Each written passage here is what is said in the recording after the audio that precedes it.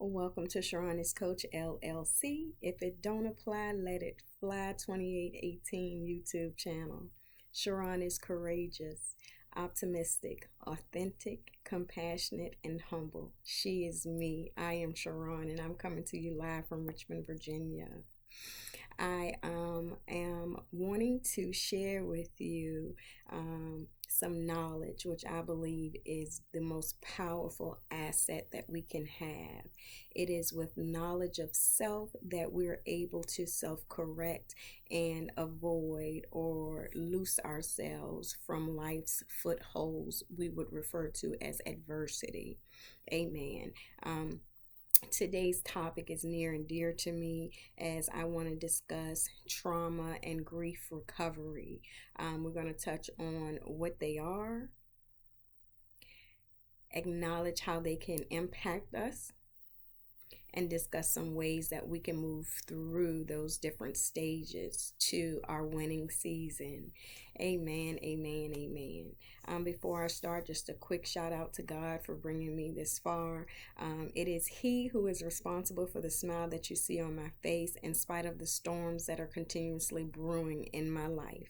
Amen. It is He who has honored me with the challenge or task of ushering you through to your greater. Okay. Now, that being said, giving all praises due to my most high, feared, and revered God Himself. Amen, amen, amen. Now, to start our evening off tonight, I want to delve right into acknowledging the 5 stages of grief. Okay. And when I discuss grief, also realize that this can be intertwined or interchangeable with trauma. Okay. Because grief is a form of trauma. It is a situation that alters how we feel, what we do, how we look, and how we persevere or move forward. Okay. Now, a lot of people may generally know that there are considered to be 5 stages of grief. The first being denial, followed by anger, bargaining, depression, and acceptance. Those are the 5 stages. Again, that is denial, anger, bargaining, depression, and acceptance. Most of us would tie grief into the loss of a loved one. Okay, I can still recall the moment I found out that my paternal grandma had transitioned. And I can still recall that feeling of hurt, despair, even anger that I felt due to the loss of one of the most significant loved ones in my life. Okay. Now, when we talk about denial, that is typically experience at the onset of the traumatic experience or the grieving process. That is, it represents our inability to accept the loss that we've suffered. Okay.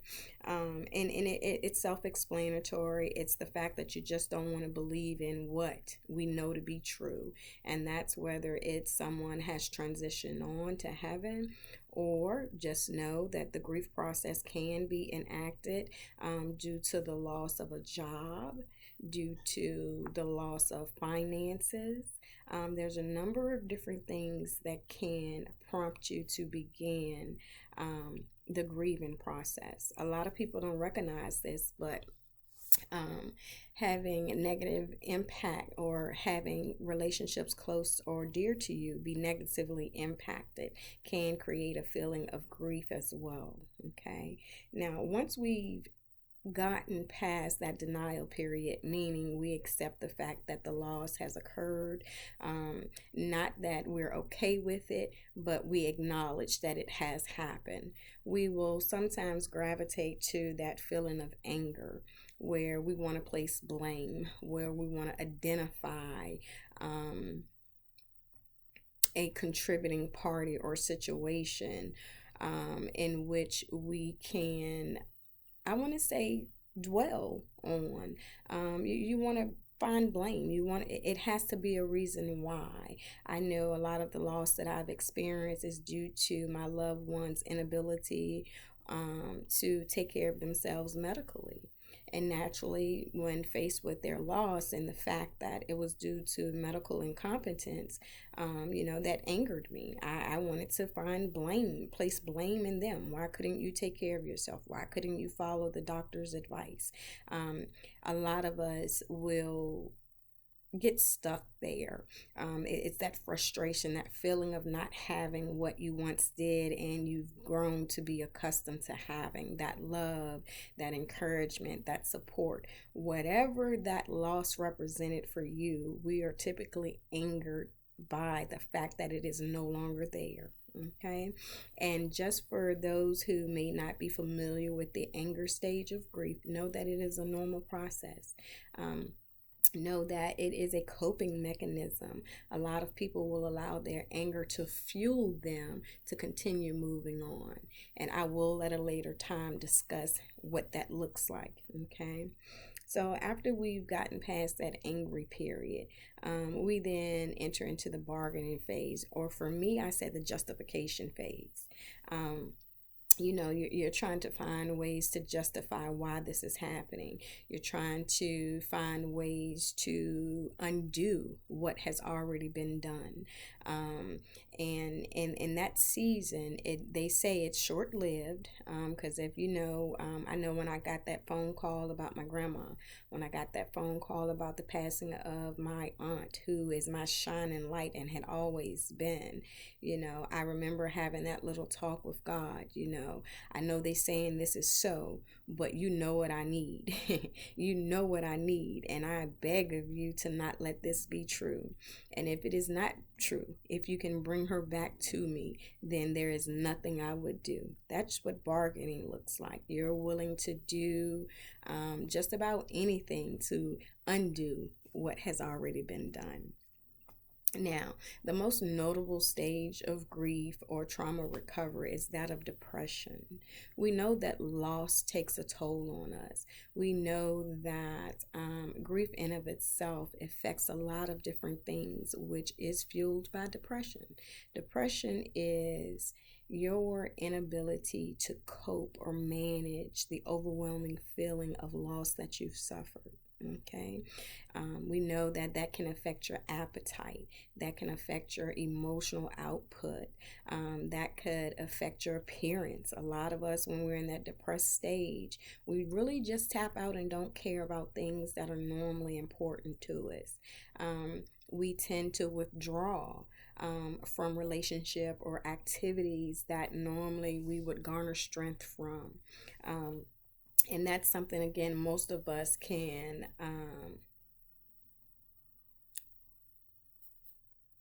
say that we've experienced a time or two within our lives. Okay. So again, depression is one of those things that even we experience even when it's not tied to a significant loss. Okay. Now, once you've worked your way through or identified ways to cope with the loss and the devastation that you may be feeling, then comes that season of acceptance. Okay. Acceptance does not mean you're okay with the loss that you've suffered. Acceptance simply means you found a way to cope with it. You found a way to live on, to maneuver and navigate around the pain and the emptiness that you may be feeling. Acceptance is that reward, that light at the end of the tunnel. It's that pot of gold at the end of that rainbow. It is when you're on the other side of that pain, not saying that you don't feel the pain of that loss anymore, but saying or recognizing that you're able to live with it, through it, or around it. That's what acceptance is. Okay. Now that we've identified the 5 stages of grief and what they may look like, we want to talk a little bit more to trauma as a whole and that recovery process. Simply because the loss of a loved one would be a very traumatic experience for most. When we talk about death, it's final. There's no reset. There's no going back. There's no changing what was. And for a lot of people, that is a very traumatic thought, because we all it's built, it's ingrained in us. It's human nature to want to correct the wrongs that have been made against us or we have committed to someone else. And when we talk about trauma, we must first understand that there's no way to undo that. There's no way to bring someone back from the dead. There's no way to rewind or reverse the traumatic experiences that have led us to our grieving season. Okay. But I want you to keep in mind that that does not kill us, only makes us stronger. So even loss, death, and traumatic experiences can be used to build us up. I, having lived through a number of different traumatic experiences, now realize that it was those moments that created a foundation for me. Because if nothing else, living through those moments have taught me things to avoid going forward. Okay. They have taught me the value of time. They have taught me the value of communicating your feelings to another and making the most of every opportunity that you have to be better, to do better. So please be very mindful when we talk about the 5 stages of grief and the traumatic experiences that we all often live through, that we are very mindful of the fact that it happens to everyone, and everyone's recovery process is going to be different. It's never going to be the same for you as it was for me, because we have not lived the same exact experience or traumatic losses. Okay. Now, the first thing I want to make sure we're very clear about when we talk about trauma or grief recovery is, what is it? A lot of people say, what is that? What is trauma recovery? Trauma recovery, simply put, is a process of a series of decisions that we make by looking at the impact that experience has had on you and your life. Okay, so again, it's acknowledging what has happened and the impact it has had on your life. For me in particular, I had throughout the years become very skillful at focusing only on the good. My life as a whole has been peppered with good versus bad. I have had the blessing to experience some wonderful life-changing opportunities, as well as some very devastating and hurtful ones. Okay. Now, the thing that I want you to make sure you're focusing on is, it is a decision or a series of decisions. And when I say it, I'm referring to recovery. Is a series of decisions that you knowingly make. You knowingly make to help you work towards the changes you want to see in your life. And if I may take a second to personalize this for you, a few months ago, there was a time where I couldn't mention the name of my abusers. I couldn't openly discuss the traumatic experiences that I had lived through without there being a windfall of tears. The thought of all that I had survived through would just break me down emotionally. It would send me on a mental roller coaster ride, one that sadly enough for a minute there I was stuck on. I lacked the ability to see past my pain, and thankfully I was able to Wade through that water. That's right. I waded through it. That means I realized that in that moment I had to feel what I was feeling. I had to shed those tears. I had to have numerous conversations with myself. And at the end of that season, I actually fell to my knees and I said, God, I'm tired of feeling this way. I don't want to hurt anymore. I didn't know what needed to be done in that moment to stop that feeling, to stop being overwhelmed by that hurt and letting that be the blueprint for what my tomorrows would look like. Okay. But again, the first step in your recovery process is making that commitment to you, to yourself, to acknowledge and make good on the fact that that feeling is not one you want to continue to be lost in. It's not always an easy choice, especially when you're in the thick of things. It's kind of hard to see past the pain when pain is the only thing you feel. Okay.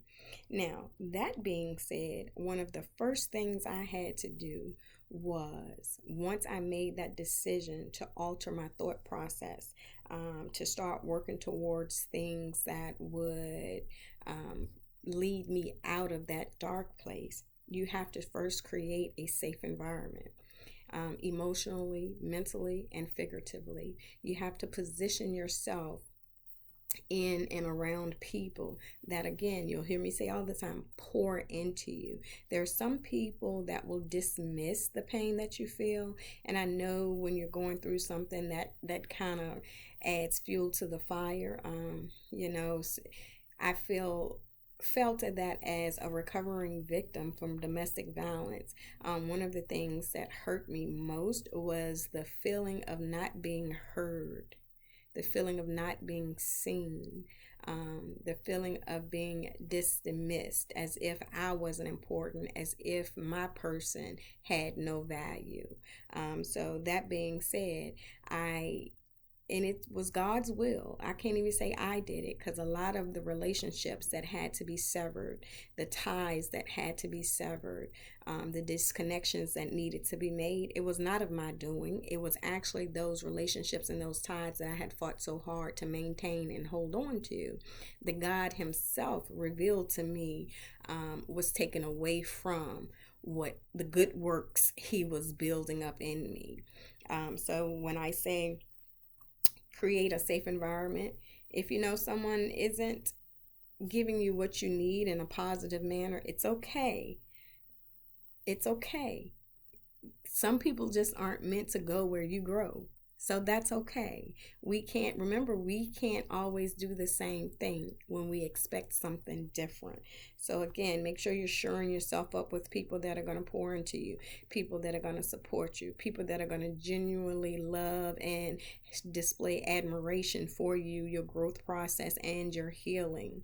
And once you've identified or created what will make you feel safe in your environment, you want to always reject the feeling of wanting to avoid pain. I recently had a conversation with someone, and they asked me not to always look to be hurt, not to always expect pain to be the end result. Why is that important? That was very important for me, as I pray it will be important for you to realize that when you are always operating on the defense in anticipation of someone doing you wrong, someone hurting you, something that you're attempting to do will fail, you are already controlling your destiny in your atmosphere. Don't forget, what you think is half the battle. So if you're thinking negatively, then you're going to be ushering and welcoming in those negative aspects of life. So again, you want to be sure that you're rejecting the feeling of wanting to avoid future pain. You must live life with an open mind and an open heart. We can't allow our past pain and indiscretions to dictate what tomorrow will look like. Yes, you use them for the purpose of educating yourself, again, you want to always look for red flags. You want to always seek out patterns in behavior. Those are the things that will tell you truly who you're dealing with and in what direction that situation is going to take you in. But if you are operating in fear, then you are cheating yourself out of the full experience, because you won't be open. You won't be able to receive that fullness that life has to offer.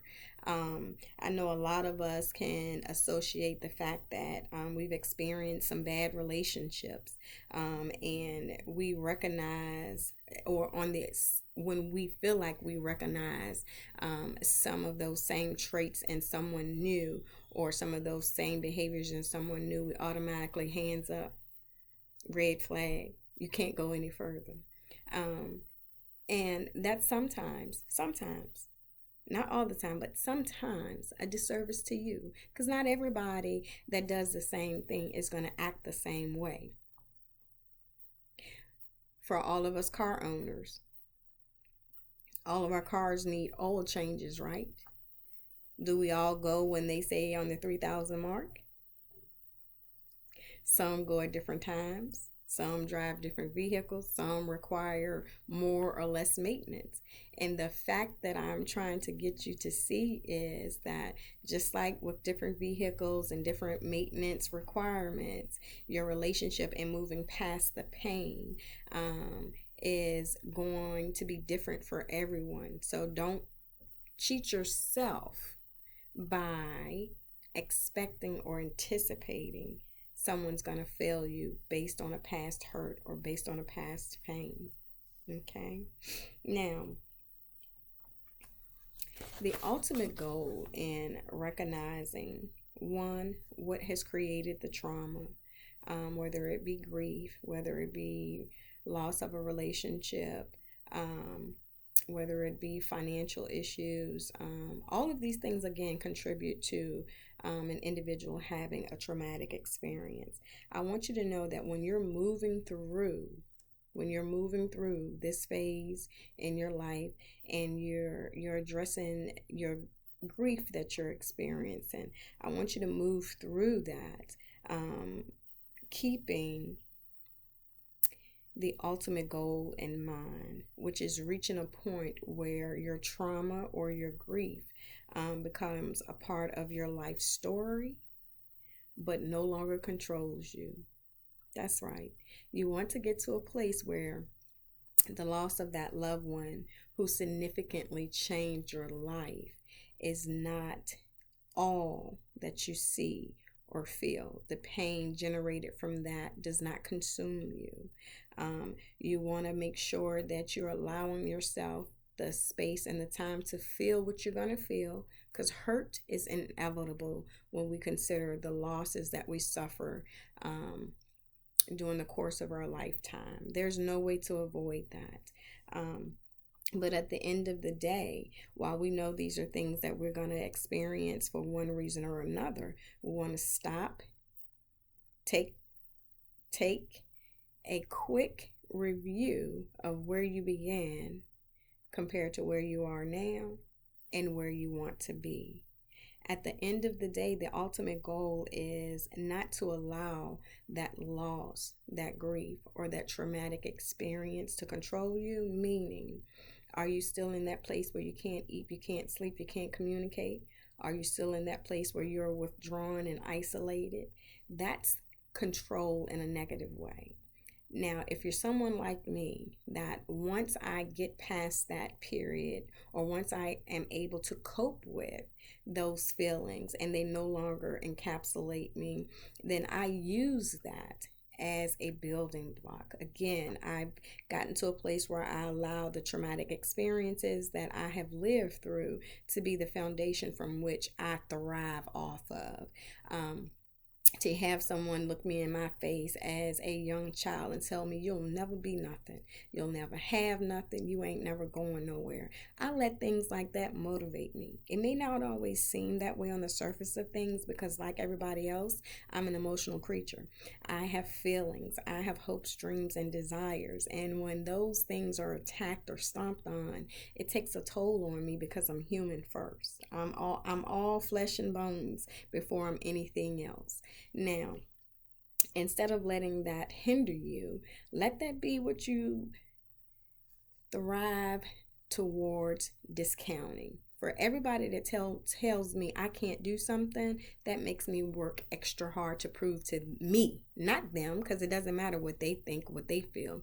I prove to me that in spite of what they said I couldn't have, I can't. In spite of them saying where I couldn't go, I can, and I went. In spite of them saying I can't have or I can't do, I did, and I'm still doing.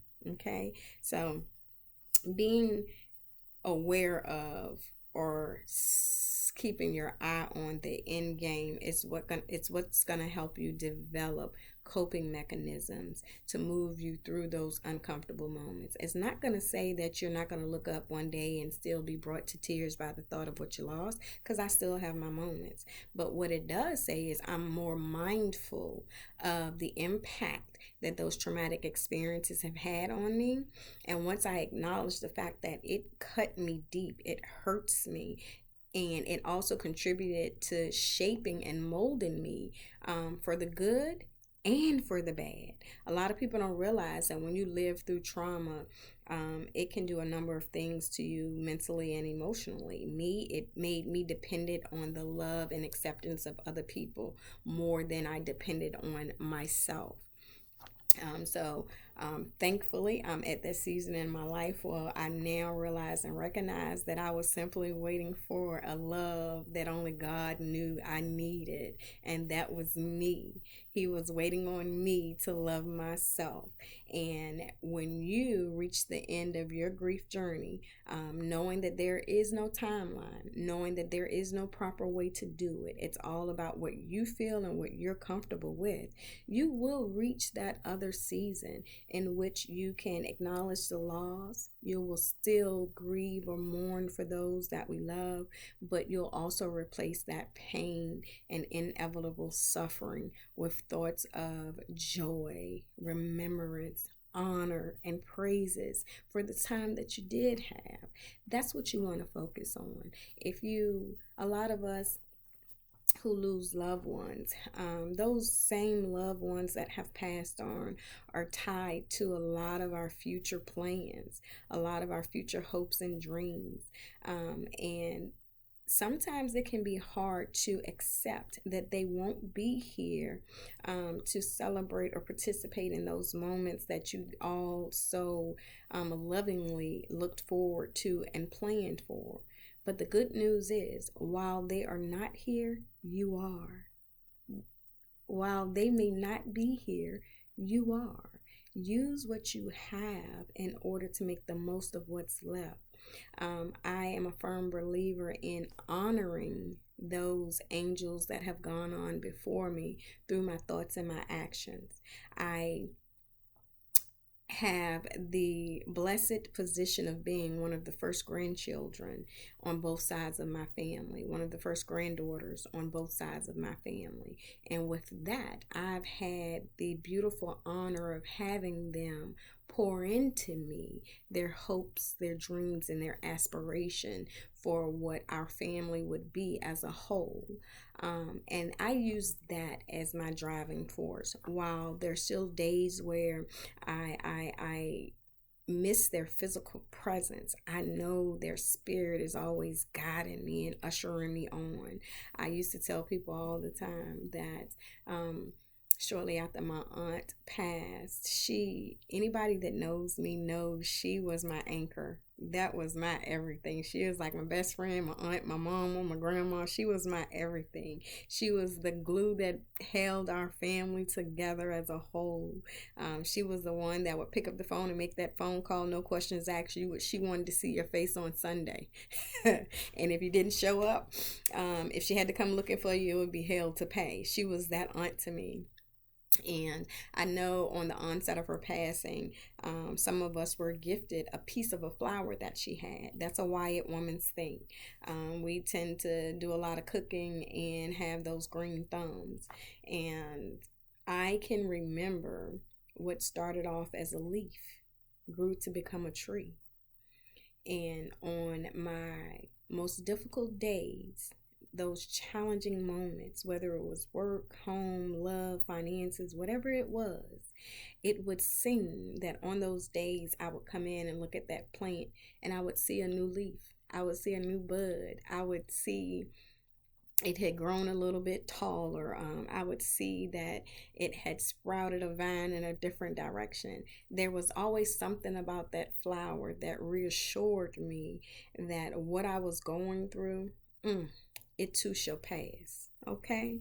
Just like that flower, we will experience growing pains. We will lose leaves along the way. But if you continue to tend to it, to nurture it, to water it, to give it the sunlight that it needs, to prune it when it needs pruning, to remove the dead leaves, it will continue to flourish and grow. And so will you. Even through your grieving season, you have the ability to flourish and grow. And I want to make sure that should you need me, C.O.A.C.H LLC is here to help you through that season. It's never going to be something that we can fix overnight, but if you have the will, I'll help you find your way. Peace and many blessings coming to you again, live from Richmond, Virginia, C.O.A.C.H LLC. If it don't apply, let it fly. 2818 YouTube channel. Sharon is courageous, optimistic, authentic, compassionate, and humble. She is me. I'm Sharon, a mad Black woman, motivated and determined to bring about effective change in our underserved and underprivileged communities. I invite you today to our Knowledge is Power Hour, and I pray you get mad with me. Amen. Peace and many blessings.